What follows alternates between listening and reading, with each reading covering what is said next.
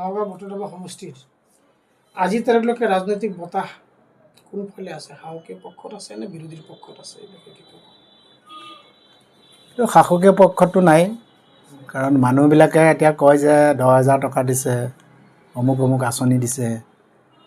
এতিয়া ৰাইজেও আলোচনা কৰা আৰম্ভ কৰিছে আৰু যে আমাৰতো টেক্সৰ পইচাহে আমাক দিছে, তেওঁলোকে নিজৰ ঘৰৰ পৰাতো কাকো দিয়া নাই। যাৰ ঘৰত এটাও চাকৰি নাই তাৰ ঘৰত বহুতে চাকৰি পোৱা নাই, গতিকে সেইটোলৈ সন্তুষ্ট নহয় যে এঘৰত কোনোবা ঘৰতে মেৰিটৰ নামত 3টা 4টাই চাকৰি পাইছে। পাব লাগে, কিছুমান চাকৰি মেৰিটত দিব লাগে, এইটো আদৰণি জনাবলগীয়া লাগে। কিন্তু কিছুমান চাকৰি আছে মেৰিটত নিদিলেও হয়।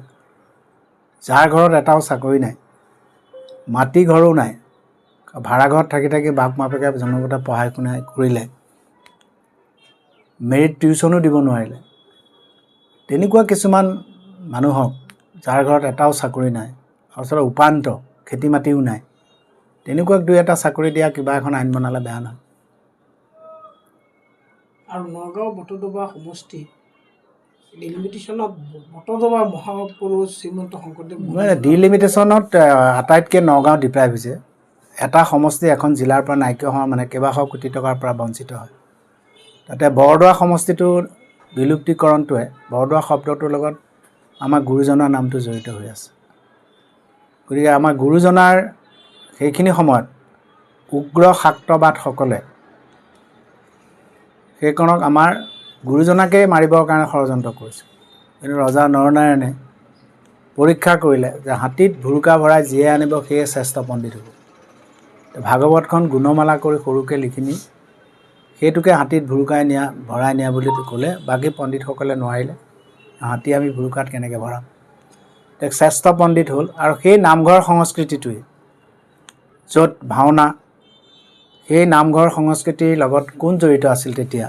নগাৰ নৰোত্তম, গাৰোৰ গোবিন্দ, পৰমানন্দ দলে, পুৰুষোত্তম দাস, মুছলমানৰ চান্দখাই, সকলো জনগোষ্ঠী।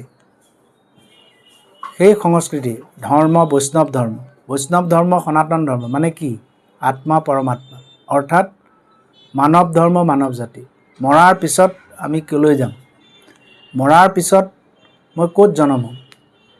মই দুখীয়া ঘৰত হ'ম নে ধনী ঘৰত হ'ম? মই হিন্দু হ'ম নে খ্ৰীষ্টান হ'ম নে মুছলমান হ'ম নে ইহুদী হ'ম নে কি হ'ম? গতিকে সেই যিটো আত্মা আৰু চকুৰে যিমান দেখা যায় সেইবিলাকতেই মানুহৰ পাপ নিহিত হৈ থাকে, সেইবোৰ অস্থায়ী। আৰু যিটো চকুৰে নেদেখা আত্মা, যাৰ কাৰণে মই কথা কৈ আছোঁ, আপোনালোকে মোক কেমেৰা কৰি আছে, শব্দ আপোনালোকে শুনি আছে, শব্দ চকুৰে নেদেখে, শব্দ শক্তি চকুৰে নেদেখে, সেইবিলাক তাত সেই আত্মাতে সংস্কাৰ থাকে।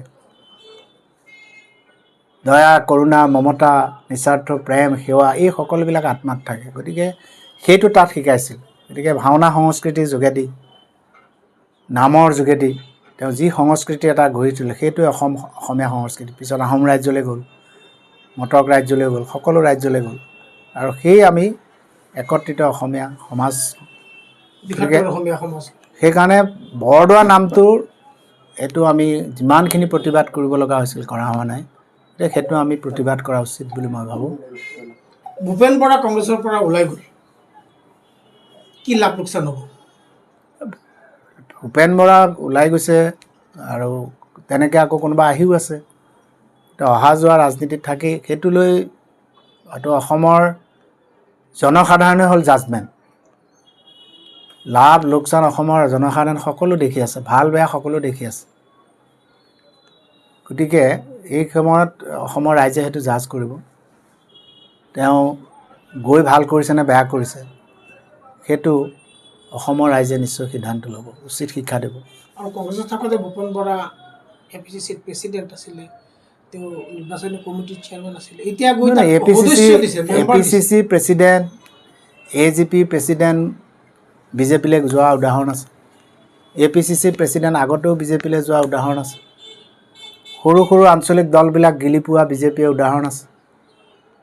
উত্তৰ প্ৰদেশত গিলিলে, এতিয়া বিহাৰত গিলিব, তামিলনাডুত গিলিলে, ইয়াত আপোনাৰ মহাৰাষ্ট্ৰত গিলিলে, আমাৰ ইয়াত AGP গিলিলে, AGP গিলিলে। গতিকে ইয়াত বড়োলেণ্ডত গৈ দুইটা বড়ো জাতীয় দলক গিলিবলৈ গৈছিল, কিন্তু তাৰ জনসাধাৰণে একাংশ বড়ো একাংশ অনাবড়োৱে দেখিলে যে আমি বড়ো জাতীয়বাদটো জীয়াই ৰাখিব লাগিব, আৰু সেইকাৰণে BPF হওক, তাত নাথ মানুহে হওক, তাত আমাৰ মুছলমান সম্প্ৰদায় হওক, তাত কোচ মানুহে হওক, গোটেইখিনি মূল খুঁটিৰ অসমীয়া মানুহখিনিয়ে হওক, গোটেইখিনিয়ে BPFক ছাপৰ্ট দি তাত জাতীয়তাবাদটো জীয়াই ৰাখিলে। সেইকাৰণে অসম জাতীয় পৰিষদ লুৰিণজ্যোতি গগৈ আৰু কংগ্ৰেছৰ মাজত যিটো এলায়েন্স হ'ব সি শক্তিশালী হ'ব, আৰু অসম চুক্তি 21টো ৰূপায়ণত সহায়ক হ'ব। কাৰণ 21 অসম চুক্তি 1971 চন অনুসৰি অসম চুক্তি ৰূপায়ণ কৰিলে আমাৰ বিষ্ণুপ্ৰসাদ ৰাভাও যিমান সুৰক্ষিত হ'ব, জ্যোতিপ্ৰসাদ আগৰৱালাও সিমান সুৰক্ষিত হ'ব, পুলক বেনাৰ্জীও সিমান সুৰক্ষিত হ'ব, আব্দুল মালুকো সিমান সুৰক্ষিত হ'ব। গতিকে জাতি জনগোষ্ঠী বুলি কথা নাই, অসমত অসমীয়া মানুহখিনি সুৰক্ষিত হ'ব। সেইমতে মাটিখিনি সুৰক্ষা কৰি দিয়ক, সমস্যা সমাধান।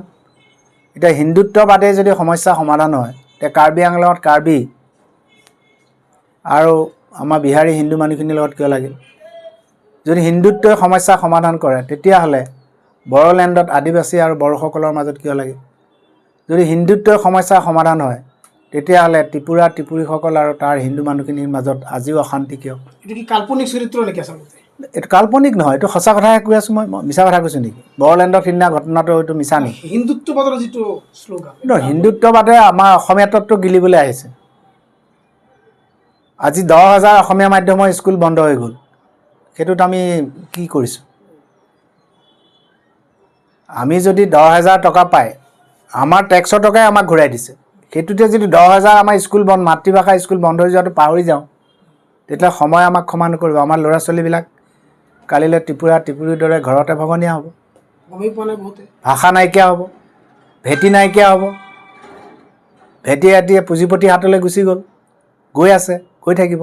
গতিকে অসমীয়া জাতি সাৱধান হ'বৰ সময় হ'ল, আৰু ভাওনা সংস্কৃতি আমাৰ নাইকিয়া কৰিব বিচাৰি আছে।